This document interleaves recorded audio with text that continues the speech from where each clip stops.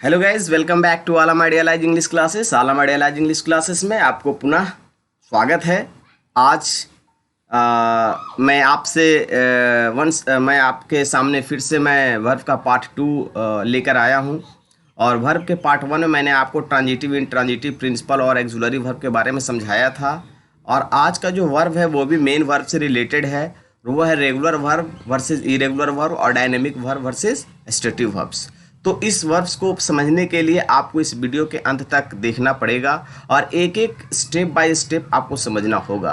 मुझे पूरी उम्मीद है कि आपको ये वीडियो समझ में आएगा और साथ ही साथ आप इस चैनल को सब्सक्राइब करना ना भूलें और आप लाइक करें। अगर आपको किसी भी प्रकार का प्रॉब्लम हो, किसी भी प्रकार की समस्या हो, अच्छा लगे, बुरा लगे या कुछ भी आपको ऐसा कंटेंट्स में कहीं पे आपको कन्फ्यूज़न हो, तो आप कमेंट बॉक्स में लिखना ना भूलें, साथ ही साथ शेयर करें। तो चलते हैं, सबसे पहले हम लोग आज पढ़ते हैं regular verb versus irregular verb. ये समझना बहुत ही आसान है, इतना आसान तरीका है कि आप इसे बहुत आसान से समझ लीजिएगा। मैं जो ट्रिक लेकर के आ रहा हूँ, इससे आप कभी भी किसी भी समय कहीं पे भी कोई भी वर्ब को देखिएगा तो आसान से आप ये बता सकते हैं कि हमारा रेगुलर वर्ब है और ये हमारा इरेगुलर वर्ब है। उसी तरह से मैं आपको dynamic verb versus static verb बताऊंगा। आपको डायनेमिक वर्ब देखकर ऐसा लग रहा है कि मैं पहली बार सुना हूं, तो जी हाँ, वो पहली बार सुने हैं। और स्टैटिक वर्ब भी होता है। ये दोनों के डिफरेंस भी मैं आपको आज बताने जा रहा हूं। तो let's see first regular versus irregular verb. सबसे पहले हम लोग रेगुलर वर्सेस इरेगुलर वर्ब को 5 कैटेगरीज में रखते हैं। क्यों? क्योंकि जब कभी भी हम लोग टेंस बनाते हैं तो टेंस में हम लोग का वर्ब का 5 रूप तक यूज करना पड़ता है। V1 भी, V2 भी, V3 भी, V4 और V5। मुझे पता है कि वर्ब का 5 फॉर्म्स होते हैं, लेकिन वो कौन से वर्ब का 5 फॉर्म्स होते हैं? जैसे मैंने आपको लास्ट वीडियोज मैंने आपको ट्रांजिटिव और इंट्रांजिटिव वर्ब में पढ़ाया था कि जब हम कभी भी कोई भी टेंस में यूज करते हैं तो आइदर वो तो ट्रांजिटिव वर्ब हो या तो इंट्रांजिटिव वर्ब होगा। क्योंकि अगर सेंटेंस में ऑब्जेक्ट आया तो ट्रांजिटिव वर्ब उस सेंटेंस के लिए होगा, अगर ऑब्जेक्ट नहीं आया तो उस सेंटेंस के लिए इंट्रांजिटिव वर्ब होगा। और मैंने उस क्लास में यानी वर्ब पार्ट 1 में मैं इससे अच्छे से इसका एक्सप्लेनेशन किया हूँ और इस पर डिस्कशन किया हूँ। तो अगर आपको वो वीडियो देखना है तो आप एक बार अगर सब्सक्राइब कर जाते हैं तो आपको सारे के सारे वीडियोज़ वहाँ पे आ जाएंगे, या आलम आइडियालाइज इंग्लिश क्लासेस आप एक बार यूट्यूब में सर्च करेंगे तो वो आपका सारा वहाँ पे वीडियोज अपडेट मिल जाएगा। तो सबसे पहले हम लोग चलते हैं। आज यहाँ पे ट्रांजिटिव वर्ब और इंट्रांजिटिव वर्ब है 5 फॉर्म्स। तो हमारा समझने का सबसे जो आसान तरीका है वो है इरेगुलर वर्ब और रेगुलर वर्ब। ये रेगुलर वर्ब और इरेगुलर वर्ब होता क्या है माय फ्रेंड्स? ये रेगुलर इरेगुलर वर्ब कुछ भी नहीं है, समझिए तो कुछ भी नहीं है, लेकिन इसका समझना इसलिए ज़रूरी है कि बहुत सारे ऐसे बुक्स में भी रेगुलर इरेगुलर वर्ब का जिक्र किया गया है। रेगुलर वर्ब और इरेगुलर वर्ब के पहचानने का जो सबसे आसान तरीका है वो हम वर्ब का पहला और दूसरा तीसरा रूप से ही समझते हैं। यानी हम लोग कह सकते हैं कि पास्ट टेंस और पास्ट पार्टिसिपल टेंस से ही हम लोग समझेंगे कि ये रेगुलर है या इरेगुलर है। तो यहाँ पे आप जितने भी वर्ब्स देख रहे हैं, आप यहाँ पे देख सकते हैं स्पीक, सिट, कम, ईट, हीट, पुट, ये सारे के सारे हमारे इरेगुलर वर्ब्स हैं। अब बोलिएगा कैसे इरेगुलर वर्ब हैं? इरेगुलर वर्ब इसलिए हैं कि इसका वर्ब फॉर्म V2 और वर्ब फॉर्म V3 को बनाने में, या जब इसका फॉर्म चेंज होता है V2 और V3 में, तो इसके जो स्पेलिंग है वो डिफरेंस हो जाते हैं।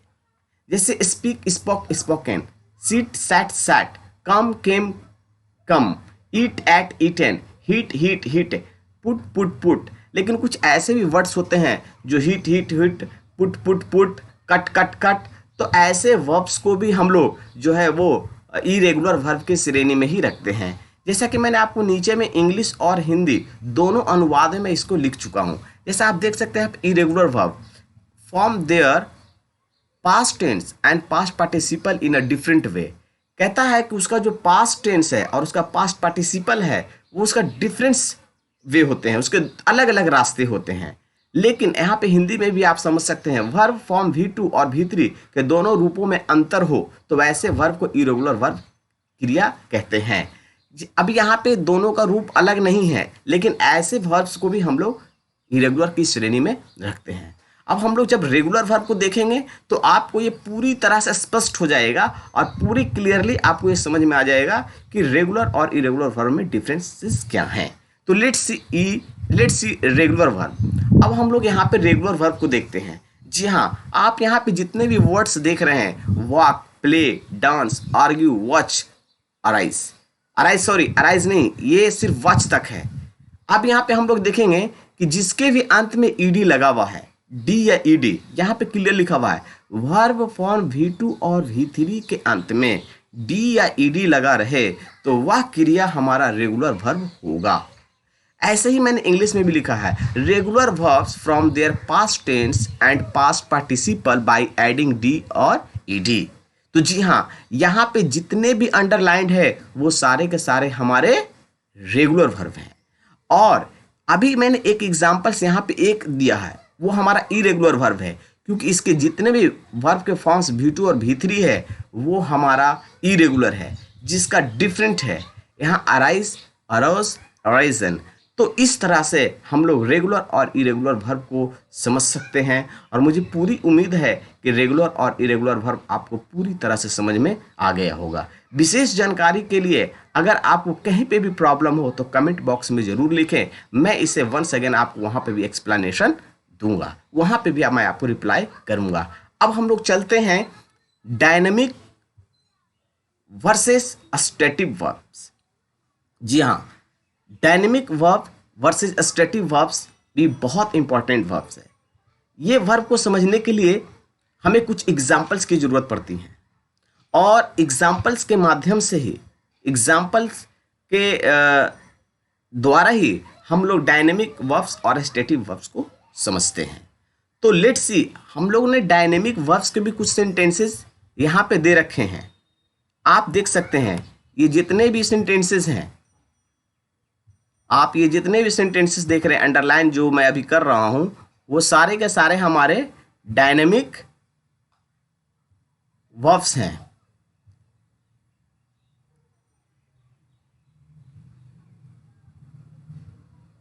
और इधर जितने भी विदाउट अंडरलाइन हैं वो हमारे स्टैटिक वर्ब्स हैं। अब इसे समझने के लिए कुछ नीचे दिए गए रूल्स एंड रेगुलेशन है जो आपको समझना होगा। अगर ये रूल्स एंड रेगुलेशन आपको समझ में आ गया तो आपको बिल्कुल ही ये डायनेमिक वर्ब्स और स्टैटिक वर्ब्स आपको समझ में आ जाएगा। तो लेट्स सी, फर्स्ट कहता है डायनेमिक वर्ब्स में देखते हैं वर्ब इन एक्शन। वर्ब्स जो होते हैं वो एक्शन में होते हैं, ऐसे क्रिया जो प्रोग्रेसिव या गतिशील हो सकते हैं। जी हाँ, वैसी क्रिया जो प्रोग्रेसिव या गतिशील हो सकते हैं। और दूसरा इसका पॉइंट कहता है इन क्रियाओं का संबंध सब्जेक्ट की मानसिकता से नहीं है। मतलब ये जो क्रिया है इसकी जो संबंध है वो मानसिकता से नहीं है, और इन क्रियाओं का संचालन शरीर के किसी अंग द्वारा होता है। यानी जो यहाँ पे डायनेमिक वर्ब्स होते हैं, इसका कहीं ना कहीं शरीर के कोई ना कोई अंग से रिलेटेड होता है, यानी उसका अंग वर्क करता है। डायनेमिक वर्ब का यूज जो होता है वो शरीर के किसी न किसी अंग वहाँ पे वर्क करता है, और वह जो वर्ब है वो हमें प्रोग्रेसिव या गतिशील फ्यूचर में हो सकते हैं, बाद में वो हो भी सकते हैं। और इन क्रियाओं का संबंध सब्जेक्ट की मानसिकता से नहीं है। मतलब उसका अगर सब्जेक्ट यूज कर रहे हैं तो उसके मानसिकता से रिलेटेड कुछ नहीं है, ना उसका माइंड वर्क नहीं करता है। जैसे कि एग्जांपल्स के तौर पे देखते हैं, ही रन स्लोली, वह धीरे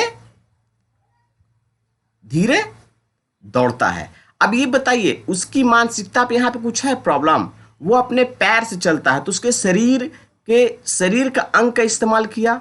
he is telling the truth, अब वो क्या कर रहा है, वो बोल रहा है तो उसके जबान, उसके मुंह, उसके बॉडी जो है, पार्ट्स ऑफ बॉडी जो है वर्क कर रहे हैं। आई वॉज राइटिंग, अब वो जो लिखना है उसका हाथ का काम कर रहा है। ही स्पीक्स लाउडली, वो जोर से बोलता है तो वहां पे भी उसके क्या है, मुंह, यानी उसकी मानसिकता से रिलेटेड नहीं है बल्कि उसकी शारीरिक अंग के द्वारा हो रहा है। ही वॉक्स, अगर टहलता है तो उसके भी अंग के द्वारा होता है। लेकिन अगर हम लोग स्टैटिक वर्ब्स को देखते हैं तो ये वर्ब्स जो कहता है यहाँ पे देखिएगा, वर्ब्स इन एक्शन नहीं है। इसको हम लोग वर्ब्स को एक्शन में नहीं देखते हैं। ऐसी क्रिया जो प्रोग्रेसिव या गतिशील नहीं हो सकते हैं, यानी आप इसे कभी भी गतिशील या प्रोग्रेसिव वर्ड्स सेंटेंस नहीं बना सकते हैं। इन क्रियाओं का संबंध सब्जेक्ट के मानसिकता से है। जी हाँ, अगर ऐसे वर्ब्स आएंगे तो वो आपके दिमाग की मानसिकता को दर्शाता है। वहाँ पे आप अपनी मानसिकता से ही कोई भी सेंटेंस को बोलते हैं और अपने सब्जेक्ट के ऊपर डिपेंड करता है। इन क्रियाओं का संचालन शरीर के किसी अंग द्वारा नहीं होता, सिर्फ मानसिकता से होता है। जैसे एग्जांपल्स अब हम लोग यहाँ पे देखते हैं। आई शैल फॉरगिव यू, मैं तुम्हें माफ कर दूंगा। तो फॉरगिव क्या है? मैं अपने दिमाग से मैं बोलता हूँ, मानसिकता से। आई कैन अंडरस्टैंड, कैसे? आपका कोई शरीर का नहीं है, ये आपका मानसिकता है कि मैं इस चीज को समझ सकता हूँ। ही डिसलाइक्स मी, वह मुझे नापसंद करता है। तो ये भी हमारी मानसिकता है या उसकी मानसिकता है जो मुझे पसंद करता है या नापसंद करता है। ही रिसेंबल्ड द मोबाइल, उसने मोबाइल को रिसेंबल्ड कर दिया, यानी उसके रिसेंबल उस मोबाइल को रिसेंबल किया, उस मोबाइल को उसने उसकी मानसिकता के कारण वो जो है अपने मोबाइल को वो रिसेंबल कर दिया। आई थिंक सो, मैं भी ऐसा सोचता हूँ, मैं भी ऐसा सोचता हूँ। यहाँ पे रिसेंबल्ड वर्ड जो है, रिसेंबल वर्ड में यहाँ पे आप थोड़ा सा देख सकते हैं कि रिसेंबल का मतलब होता है उसको पुनः रिपेयरिंग करना, लेकिन यहाँ पे जो बात हो रही है ये अपने मानसिकता की बात हो रही है। तो यहाँ पे हम इसको ऑब्जेक्ट को हटा देते हैं। अब यहाँ पे ऑब्जेक्ट को अगर हम हटा देते हैं तो आपको यहाँ पे क्लियर हो जाएगा, ऐसे आपको कंफ्यूजन हो सकता है। ही रिसेंबल्ड 10। अब ये जितने भी सेंटेंसेस हैं इसको हम लोग प्रोग्रेसिव सेंटेंस नहीं बना सकते हैं। आई एम थिंकिंग नहीं कर सकते हैं, ही इज डिसलाइकिंग नहीं कर सकते हैं। तो इस तरह से आई शैल बी फॉरगिविंग यू नहीं कर सकते हैं। ऐसे सेंटेंस में ऐसे वर्ड्स को हम लोग स्टैटिक वर्ब्स कहते हैं, जिसका सब्जेक्ट मानसिकता से है। और डायनेमिक वर्ब्स ऐसे सब्जेक्ट जिसकी मानसिकता से संबंध नहीं रखता है। तो वैसे सेंटेंस के वर्ब्स को हम लोग डायनेमिक वर्ब्स कहते हैं, और जो मानसिकता से है वैसे सेंटेंस के वर्ब्स को हम लोग स्टैटिक वर्ब्स कहते हैं। मुझे पूरी उम्मीद है कि आपको डायनेमिक वर्ब्स और स्टैटिक वर्ब्स बिल्कुल समझ में आ गया होगा। अब आगे जो हम लोग देखेंगे, आज वर्ब का जो है मेन वर्ब यानी प्रिंसिपल वर्ब की टोटल कैटेगरीज को मैं आपको सामने रख दिया हूं, और टोटल वर्ब्स के काइंड्स को मैं आपको पढ़ा चुका हूं। अब हमारा जो वर्ब्स हैं वो हमारे एक्सुलरीज, हेल्पिंग, सपोर्टिंग वर्ब। यहाँ पे अब हम लोग जो है वर्ब के जो मैंने दो कैटेगरीज में बांटा था, वहाँ पे प्रिंसिपल वर्ब और एक्सुलरी वर्ब। तो प्रिंसिपल वर्ब खत्म हो गया, अब हम आए हैं एक्सुलरी वर्ब या हेल्पिंग वर्ब या सपोर्टिंग वर्ब को लेकर के। तो एक्सुलरी वर्ब या सपोर्टिंग वर्ब को दो कैटेगरीज में रखा गया, एक को प्राइमरी एक्सुलरी वर्ब कहते हैं और दूसरे को मॉडल एक्सुलरी वर्ब कहते हैं। तो यहाँ पे जो ये देख रहे हैं आप, इसे मॉडल एक्सुलरी वर्ब और इसे प्राइमरी एक्सुलरी वर्ब कहते हैं। अब यहाँ पे हम लोग सबसे पहले प्राइमरी एक्सुलरी वर्ब के बारे में समझेंगे कि प्राइमरी एक्सुलरी वर्ब होता क्या है। तो प्राइमरी एक्सुलरी वर्ब हम देख सकते हैं यहाँ पे, प्राइमरी एक्सुलरी वर्ब जो होता है वो हमारे मेन वर्ब को मदद करता है, यानी हमारे सेंटेंस में वह मदद करने का कार्य करता है। हम अपने सेंटेंस जब भी बनाते हैं तो उस सेंटेंस में हमारा प्राइमरी एक्सुलरी वर्ब जो है वो मदद करता है, वो असिस्ट करता है, वो हेल्प करता है, वो सपोर्ट करता है। तो हम लोग अब जो है चलते हैं वो कैसे मदद करता है। अब इसको जो मेन प्राइमरी एक्सुलरी वर्ब है वो मात्र 3 है, to be, to do, to have. To be, to do, to have ये वर्ब का फर्स्ट रूप है, यानी मेन वर्ब है, बेस फॉर्म जिसको कहते हैं। इसी बेस फॉर्म से हम लोग एक्सुलरी वर्ब को बनाते हैं, या इसी एक्सुलरी वर्ब इसी बेस फॉर्म से निकलते हैं। लेट्स सी, सबसे पहले मैंने टू बी को देखा, टू डू और टू हैव। टू बी से हम लोग इज, आर, एम, वाज, वर, और टू डू से डू, डज, डिड, और टू हैव से हैव, हैज, हैड। यहाँ पे एम, इज, आर, वाज, वर, ये जो सेंटेंसेस देख रहे हैं ये हमारे जितने भी हैं वो हमारे कंटिन्यूअस में यूज होते हैं। और आप हैज, हैव, हैज और हैव जो देख रही है हमारे परफेक्ट प्रेजेंट परफेक्ट में होते हैं, और हैड में पास्ट परफेक्ट में। डिड का प्रयोग पास्ट इंडिफिनिट में करते हैं। डू, डस का प्रयोग जो हम लोग करते हैं वो हम प्रेजेंट इंडिफिनिट टेंस में करते हैं। Let's see modal auxiliary verb. अब हम लोग मॉडल एक्सुलरी वर्ब को देखते हैं। मॉडल एक्सुलरी वर्ब क्या कहता है? मॉडल एक्सुलरी वर्ब के भी दो कैटेगरीज में रखा गया है, एक मॉडल एक्सुलरी वर्ब और दूसरा मार्जिनल एक्सुलरी वर्ब।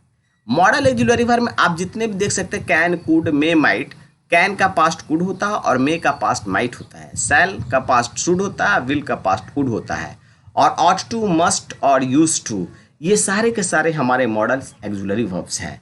और इधर हमारा मार्जिनल एक्सुलरी वर्ब है जिसे नीड और डेयर कहते हैं, क्योंकि नीड हमारा मेन वर्ब भी है और नीड हमारा मॉडल एक्सुलरी वर्ब भी, एज इट इज डेयर। सो दस वी अंडरस्टूड अबाउट एक्सुलरीज वर्ब। आज हमने एक्सुलरीज वर्ब के बारे में पढ़ा और कुछ मेन वर्ब्स के भी बारे में पढ़ा।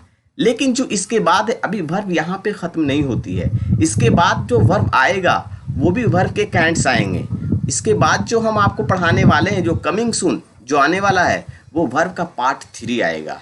वो वर्ब का जो पार्ट 3 आएगा उसमें क्या क्या हम लोगों को पढ़ना है, तो what is finite verb, what is non finite verb, what is infinitive verb, what is gerund, what is participle. ये सारे वर्ब्स के बारे में हम लोग आगे के वीडियो यानी वर्ब पार्ट 3 में पढ़ेंगे। तो मुझे पूरी उम्मीद है कि यह वीडियो आप जो है लाइक करें, शेयर करें, सब्सक्राइब करें और दैट्स ऑल। Thank you. मैं यहीं पे that's all, thank you, have a nice day.